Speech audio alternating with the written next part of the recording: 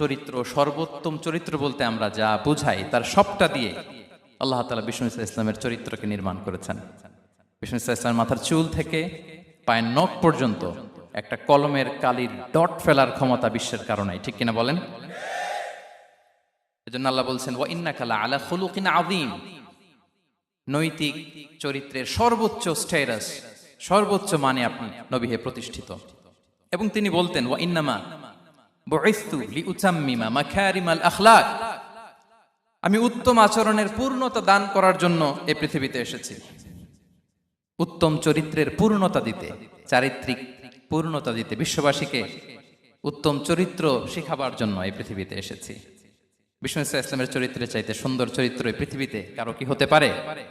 আমরা তো আমাদের নেতাদের চরিত্রের ব্যাপারে বলি আমার নেতার চরিত্র ফুলের মতো। আসলে কোথায় কি বলতে হবে এই সেন্সটাই আমাদের নাই।